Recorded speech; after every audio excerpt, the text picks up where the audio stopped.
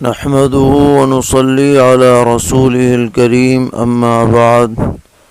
رب اشرح لي صدري ويسر لي أمري واحلل عقدة من لساني يفقهوا قولي۔ دینی رہنمائی کی مجلس نمبر 104 میں سبھی سامعین کی خدمت میں السلام علیکم ورحمۃ اللہ وبرکاتہ عرض ہے۔ آج کی مجلس کا ایک سوال یہ ہے کہ اگر کوئی شخص مسجد میں قرآن پاک کی تلاوت کر رہا ہے اور دوسرا شخص اپنے اذکار میں اور معمولات میں مشغول ہے اور کچھ لوگ احادیث کی تعلیم کر رہے ہیں، تو بعض لوگ کہتے ہیں کہ اجتماعی عمل میں شرکت یہ انفرادی سے بڑھ کر ہے، تو اس اعتبار سے وہ تقاضا کرتے ہیں کہ تعلیم کے وقت میں جو حضرات تلاوت کر رہے ہیں یا ذکر میں مشغول ہیں وہ اسے چھوڑ کر کے تعلیم کے حلقے میں شامل ہوں اور بعد میں اپنی تلاوت وغیرہ کیا کریں۔ تو اس بارے میں وضاحت مطلوب ہے کہ کیا یہ کہنا درست ہے مطلقاً کہ اجتماعی عمل میں شرکت انفرادی سے بڑھ کر ہے؟ تو جواباً عرض ہے کہ اجتماعی اعمال دو طرح کے ہیں۔ ایک تو وہ اجتماعی اعمال ہیں جو کسی خاص تنظیم یا ادارے یا اس کے نظام سے متعلق نہیں ہیں، مثلا جماعت کی نماز ہے، جمعہ کا خطبہ ہے، یا کسی جگہ پر کوئی عمومی اجلاس ہو رہا ہے، جلسہ یا وعظ ہو رہا ہے، تو یہ اس طرح کے اعمال ہیں جو بلا کسی تفریق کے اپنے اندر اجتماعیت رکھتے ہیں۔ تو ایسے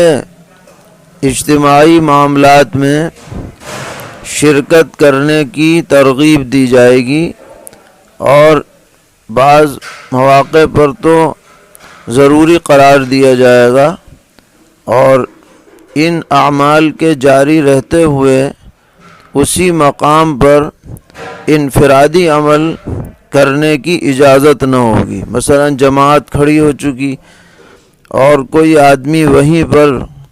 اپنی نماز الگ پڑھ رہا ہو یا تلاوت میں مشغول ہو، یہ ٹھیک نہیں ہے، اسے جماعت ہی میں شریک ہونا پڑے گا، کیونکہ یہ ایک اجتماعی عمل ہے۔ تو یہ تو بات ہوئی ان اجتماعی اعمال کی جو سب کے لیے ہیں، جن میں کوئی تفریق نہیں ہے، سب مسلمانوں کے لیے یہی حکم ہے۔ اس کے بعد وہ اجتماعی اعمال ہیں کہ جن کا تعلق کسی خاص نظام سے ہے، مثلا ایک مدرسہ ہے، اس مدرسے میں اسباق ہوتے ہیں جس میں طلبہ شرکت کرتے ہیں، یہ اسباق کا ایک اجتماعی نظام ہے۔ یا اسی طریقے پر تبلیغی جماعت کے حلقے یا ان کے مشورے ہوتے ہیں مساجد میں، یہ ان کا اپنا ایک نظام ہے۔ تو اس میں فرق کیا جائے گا، اور وہ فرق یہ ہے کہ جو مدرسے سے وابستہ طالب علم ہے وہ درس کے اوقات میں اپنا کام چاہے کتنے ہی اہم کیوں نہ ہو، وہ اپنا کام نہیں کرے گا، اسے درس ہی میں شامل ہونا پڑے گا۔ یہ نہیں ہوگا کہ ادھر تو درس ہو رہا ہے، یہ اپنی تلاوت میں مشغول ہے یا تسبیح پڑھ رہا ہے، تو یہ انفرادی عمل اسے چھوڑنا پڑے گا اور اسے درس میں شامل ہونا پڑے گا، اپنے اجتماعی عمل کو فوقیت دینی پڑے گی۔ اسی طرح جو حضرات تبلیغی جماعت سے وابستہ ہیں، ذمہ داران میں ہیں، کارکنان میں ہیں، ان کے لیے مشورے کے وقت میں مشورے میں شرکت اہمیت رکھتی ہے، تعلیمی حلقے کے وقت میں تعلیمی حلقے میں شرکت اہمیت رکھتی ہے۔ جو جماعت میں چل رہا ہے، کسی مسجد میں وہ جماعت ٹھہری ہوئی ہے، تو جو جماعت کا نظام ہے، جو شیڈول ہے، اس کے مطابق ان جماعت کے ارکان کو کام کرنا پڑے گا۔ یہ نہیں کہ ان کا تو حلقہ لگا ہے، یہ الگ سے تلاوت کر رہے ہیں، یہ الگ سے ذکر کر رہے ہیں، لیکن یہ ساری جو تفصیلات ہیں یہ انہی لوگوں کے لیے ہیں جو اس ادارے یا اس نظام سے وابستہ ہے۔ لیکن ایک عام آدمی، محلے کا آدمی جو جماعت سے جڑا ہوا بھی نہیں ہے، ذمہ داروں میں بھی نہیں ہے، وہ اگر مسجد میں آ کر کے اپنی الگ کوئی عبادت کرے، اس کے اوپر یہ نہیں کہا جائے گا کہ اجتماعی عمل ہو رہا ہے لہذا تم تلاوت چھوڑ دو، تم ذکر چھوڑ دو، بلکہ سب کو اجازت ہوگی کہ وہ چاہیں تو اجتماعی اس میں شرکت کریں چاہے نہ کریں۔ جیسے جماعت میں جانے پر کسی کو مجبور نہیں کیا جا سکتا، اسی طرح اس حلقے میں شرکت پر بھی کسی کو مجبور نہیں کیا جا سکتا۔ کوئی اپنی مرضی سے شریک ہو تو ٹھیک ہے، نہیں شریک ہو تو بھی کوئی بات نہیں، نہ اس کو برا سمجھا جائے۔ البتہ اتنا قریب بیٹھ کر کے تلاوت نہ کریں کہ جس سے مشورے والوں کے مشورے میں خلل پڑے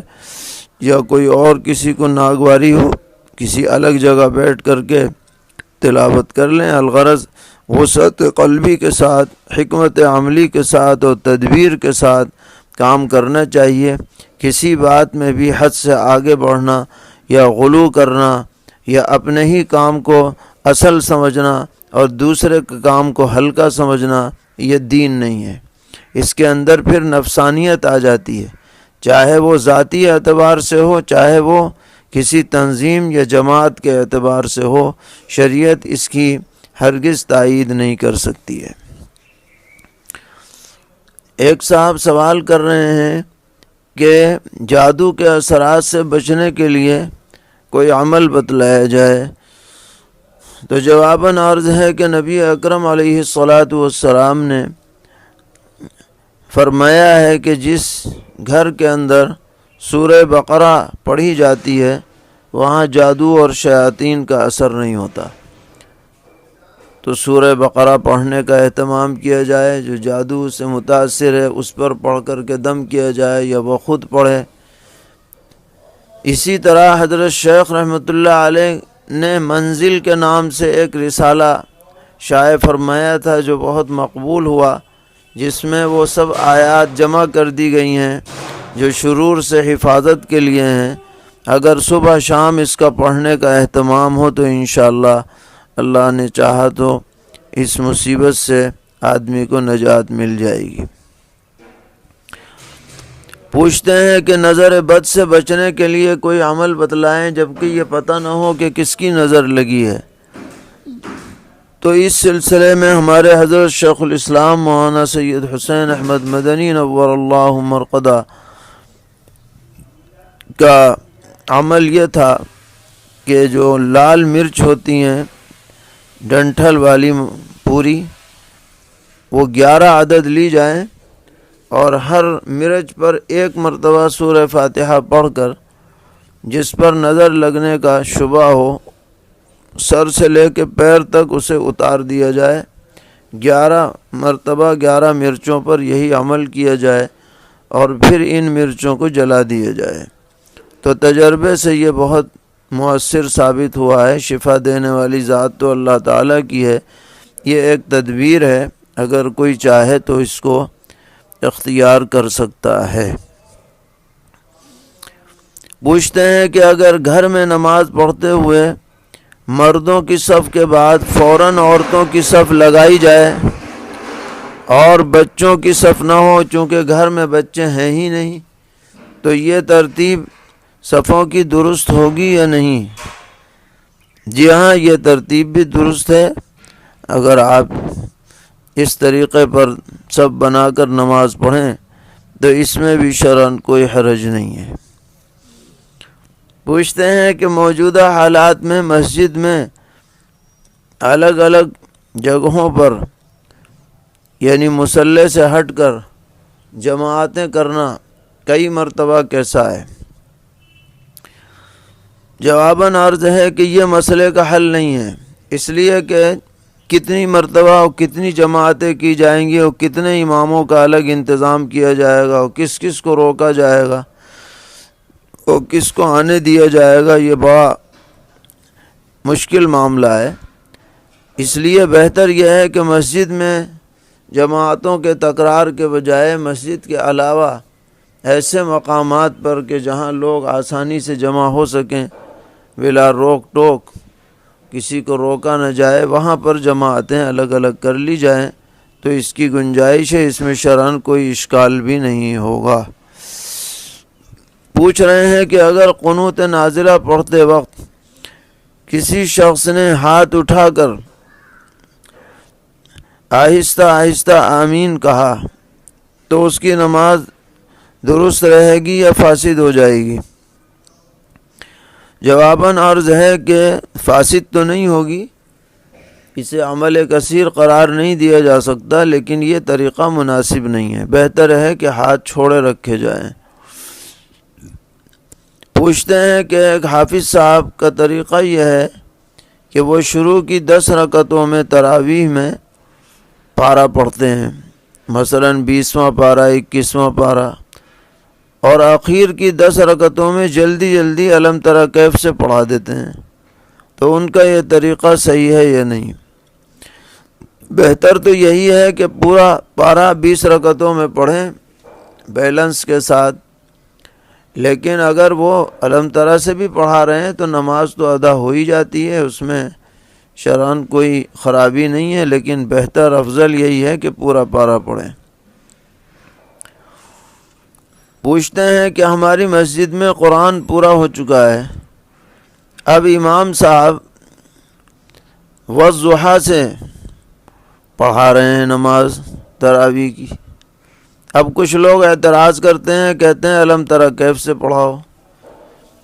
امام صاحب کا کہنا یہ ہے کہ الم تری کیف سے پڑھانا کوئی ضروری نہیں ہے، کہیں سے بھی پڑھا سکتے ہیں، تو کیا مذکورہ شخص کا اعتراض کرنا صحیح ہے؟ تو جواباً عرض ہے کہ الم تری کیف کی بات جو کہی گئی ہے وہ تو سہولت کے لیے ہے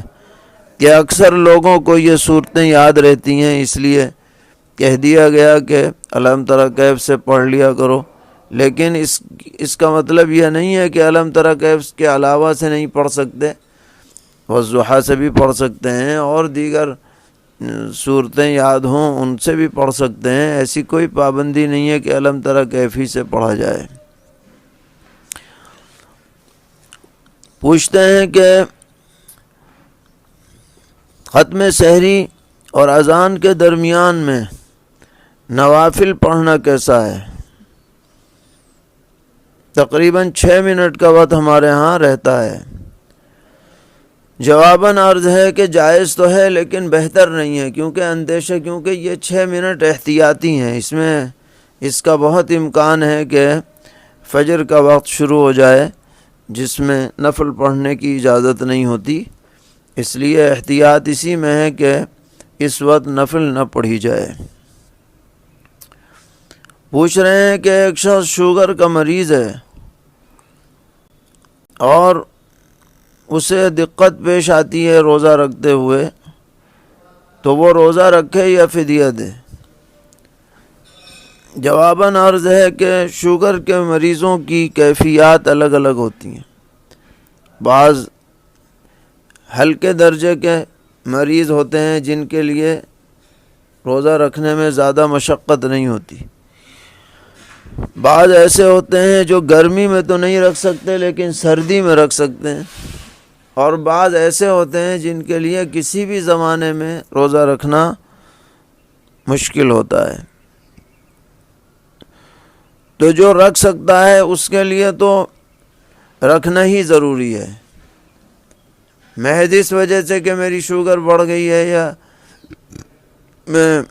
ہائی شوگر کا مریض ہوں اس لیے نہ رکھوں، یہ عذر نہیں چلے گا، اسے رکھنا ہی ضروری ہے۔ اور جو ایسا ہے جو گرمی میں نہیں رکھ سکتا، سردی میں رکھ سکتا ہے، تو وہ گرمی میں قضا کر دے، سردی میں رکھ لے، اس کے لیے فدیہ دینا جائز نہیں، فدیہ دینا کافی نہیں۔ ہاں اگر بالفرض کوئی ایسا مریض ہے کہ اس کے لیے سردی گرمی کبھی بھی روزہ رکھنے کی کوئی شکل نہیں ہے، اتنی بیماری بڑھ چکی ہے، پریشانی اس سے زیادہ ہو جاتی ہے، اور آئندہ ٹھیک ہونے کا بھی امکان نہیں ہے تو وہ فدیہ دے سکتا ہے، اور ایک روزے کی طرف سے وہ 50 روپے ادا کرے کم سے کم۔ پوچھتے ہیں ایک عورت پر 20 سال کے روزے قضا ہیں، اب وہ روزہ رکھنے کی متحمل نہیں ہے، وہ فدیہ ادا کرنا چاہتی ہے، تو فدیہ کی قیمت آج کے زمانے کی لگے گی یا پہلے زمانے کی جس میں اس کے روزے قضا ہوئے ہیں؟ جواباً عرض ہے کہ جب فدیہ ادا کرے گی اس وقت کی قیمت کا اعتبار ہے، یعنی آج کل کی قیمت کا اعتبار ہوگا۔ پوچھ رہے ہیں کہ زیور اور روپیہ کسی شخص نے اپنے نابالغ بچے بچیوں کے نام کر دیا تو اس پر زکوٰۃ کا کیا حکم ہے؟ اگر واقعتاً بچوں بچیوں کے ملکیت میں دے دیا ہے تو جب تک وہ نابالغ رہیں گے ان پر زکوٰۃ نہیں ہوگی، لیکن اگر بالغ ہو جائیں اور ان کے پاس بقدر نصاب مال موجود ہو تو ان پر حسب ضابطہ زکوٰۃ ہوگی۔ اور یہ بات بھی واضح رہے کہ جب بچوں کو یہ چیز دے دی جائے تو اب اسے واپس نہیں لے سکتے، اور واپس نہ لینے کے ساتھ ساتھ اگر کبھی لے لیا تو قرض سمجھا جائے گا اور اسے واپس کرنا پڑے گا۔ پوچھتے ہیں میں نے کاروبار میں کچھ رقم لگا رکھی ہے، ہر سال میں اس کی زکوٰۃ نکالتا ہوں، 4 سال سے اس پر کوئی نفع نہیں ملا، تو اب زکوٰۃ کس طرح سے نکالوں؟ جواباً عرض ہے کہ یہ دیکھا جائے گا کہ جو رقم آپ کی لگی ہوئی ہے کس کاروبار میں لگی ہے اور اب اس کی مالیت کتنی رہ گئی ہے۔ اگر جتنی لگی ہے اس سے جو مال تجارت خریدا گیا وہ اتنا ہی ہے، جتنی وہ رقم ہے تو اتنی زکوٰۃ آپ پر واجب ہوگی۔ اگر اس کی قیمت گھٹ گئی ہے تو اسی حساب سے زکوٰۃ دیں گے۔ تو زکوٰۃ کا مدار منافع پر نہیں ہے، بلکہ زکوٰۃ کا مدار حقیقی رقم کے اوپر ہے کہ جتنی مالیت کی وہ چیز ہے، وہ مال تجارت ہے، اس پر زکوٰۃ ادا کیا جائے گا۔ پوچھتے ہیں میرے اوپر 2020 کی زکوٰۃ واجب ہوئی تھی، لیکن نقد رقم نہ ہونے کی وجہ سے میں ادا نہیں کر سکا، اب 2021 آ گیا، اب میں ادا کر رہا ہوں، تو سوال ہے کہ جو میں ادا کر رہا ہوں وہ 2020 کا مانا جائے گا یا 2021 کا؟ جواباً عرض ہے کہ آپ جس کی بھی نیت کر لیں اسی کی طرف سے ہو جائے گا، ادا تو دونوں ہی کرنی ہے، 2020 کی بھی کرنی ہے، 2021 کی بھی، جس کی بھی آپ نیت کر لیں گے اسی کی طرف سے ہو جائے گا۔ پوچھتے ہیں ایک شخص سید تھا، اس کا انتقال ہو گیا اور اس کی بیوی جو ہے وہ غیر سید ہے اور ضرورت مند بھی ہے، تو اس بیوی کو زکوٰۃ دے سکتے ہیں یا نہیں؟ جی ہاں دے سکتے ہیں، اس میں کوئی حرج نہیں ہے کیونکہ بیوی سید نہیں ہے۔ پوچھتے ہیں صدقۃ الفطر میں آٹے کی قیمت جوڑ سکتے ہیں یا نہیں؟ جی ہاں، جس طرح گیہوں کی قیمت جوڑ سکتے ہیں ایسے ہی آٹے کی بھی جوڑ سکتے ہیں، بلکہ بہتر ہے کہ آٹے کی جوڑی جائے کیونکہ وہ زیادہ ہوتی ہے۔ پوچھ رہے ہیں صدقۃ الفطر کے وجوب کی حکمت کیا ہے؟ تو حدیث میں اس کی 2 حکمتیں بیان ہوئی ہیں۔ ایک تو یہ کہ روزے میں جو کچھ کمی کسر رہ جائے اللہ تعالیٰ صدقہ فطر کے ذریعے سے اس کی تلافی فرما دیتے ہیں، اور دوسرا یہ کہ جو بیچارے غریب غربا ہیں وہ بھی عید کی خوشی میں شامل ہو جائیں، ان کی مدد ہو جائے اس بہانے، اس لیے صدقۃ الفطر کو مشروع کیا گیا ہے۔ پوچھتے ہیں کہ بیوی اور بالغ اولاد کی طرف سے صدقۃ الفطر باپ ادا کر سکتا ہے یا نہیں؟ ہاں ادا تو کر سکتا ہے، اچھا ہے، لیکن اس کے اوپر لازم نہیں ہے، ادا کرے تو یہ انشاءاللہ مزید اجر و ثواب کا سبب ہوگا۔ اللہ تعالی ہم سب کو دین پر استقامت عطا فرمائیں، ہر طرح کے شرور سے محفوظ فرمائیں، دارین کی عافیت عطا فرمائیں۔ حضرت اقدس والد صاحب دامت برکاتہم و مد ظلہم کی صحت الحمدللہ پہلے سے بہتر ہے، اللہ تعالی مزید صحت عطا فرمائیں، حضرت کا سایہ تادیر امت پر ہم پر قائم فرمائیں، اور بھی جتنے حضرات بیمار ہیں اللہ تعالی ان سب کو شفائے کاملہ عاجلہ مستمرہ نصیب فرمائیں۔ وصلی اللہ تعالی علی خیر خلقہ محمد وآلہ وصحبہ اجمعین برحمتک یا ارحم الراحمین۔